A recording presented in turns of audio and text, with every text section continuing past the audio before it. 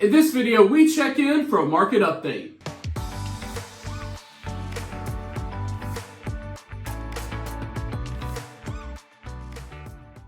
What's up, Casey? It's Guys here. Welcome back to another episode of Gulf Coast Investing, where we took a look at all things investing right here on the Gulf Coast. My name is Casey, and I would love if you would like this video and consider subscribing to my channel for more great content.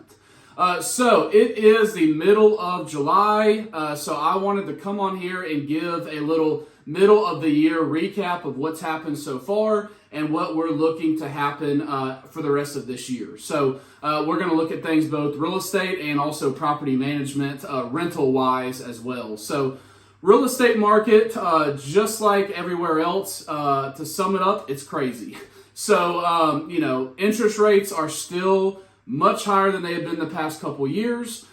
Inventory is still just as low as it's been the past couple years. So it's kind of making a weird balance where, again, prices are continuing to go up because there's so few buyers because the interest rates are higher. So which then makes inventory lower, which makes, again, prices go up and things like that. So kind of in a weird spot how it's been this whole year. We're looking at the future for the next couple months.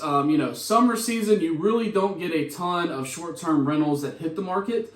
You definitely get some sellers that sell, but most people are going to make 70% of their income for the whole year during the 4 or 5 busiest months of the year, which we're currently in. So you don't get a lot of owners that sell right now. So as we look forward in the next couple months, I definitely expect for a lot more units to be hitting the market. As people wrap up summertime and make their income, they're going to be looking to sell. Another factor in that is assessments, insurance assessments, and just all-around property improvements that are coming up for this fall and next spring. So we're already hearing in so many complexes that we manage that not only are they having insurance assessments, but they're also having yearly assessments to do work on the building. So that means two things. Number one, it means they're going to get hit with anywhere from a $3,000 to a $10,000 assessment that they're going to have to pay for in this next off season. And then it also means a lot of units and buildings are going to be under construction for the next 6 months. So we have some that are replacing windows, some that are replacing doors, some that are still doing the entire outside structure of the building where they're literally shutting an entire building down for 3 months, ripping off all the handrails, all the decking, the stairwell, the elevators, literally refacing the entire building. Very costly, very timely projects that, again, take a lot of time, take a lot of money. So that's coming up over the next couple months. So that, again, goes back to the sales side. I think that will lead with more people that are going to be selling because they don't want to shut their units down and lose the income. They also don't want to be paying those big assessments. So I do think that will also lead to more people that are going to be listing their unit coming up. So again, that doesn't necessarily mean that they're dumping all those fees and all those costs onto the buyers. I do think that we will have a lot more buyers because I think prices are going to steady down and even come down some. There's a couple units that we manage in where the prices have definitely started coming down as more units hit the market. So again, more inventory, lower the prices are.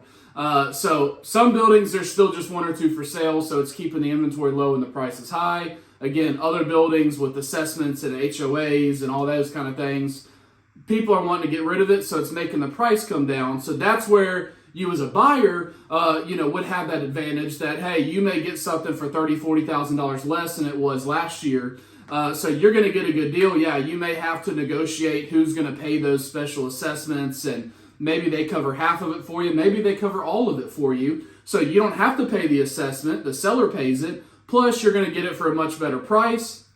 And then if the market, if the mortgage rates and all that go down next year, you may be able to refi and really be in a good spot as a buyer.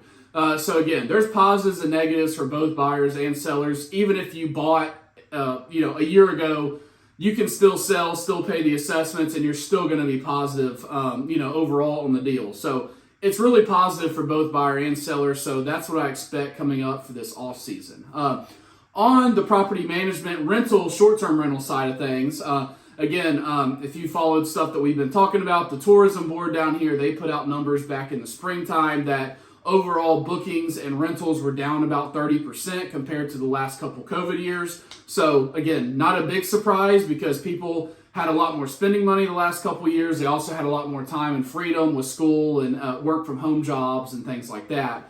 So obviously the past couple of years we're kind of out of the ordinary. So they're seeing a big drop anywhere from 10 to 30%. This summer, for us, things were steady. We were pretty much at 99% occupancy for every single unit the entire summer, which was great. But I've been seeing more and more that that's not the case, where units that should have been rented, nice beachfront units, should have been rented, but they weren't. They sat a week or two empty during the summer. So definitely down overall. So that's kind of what the passes look like. I think the future, especially for this year, is going to look the same. We're already seeing slower, slower that people are actually booking.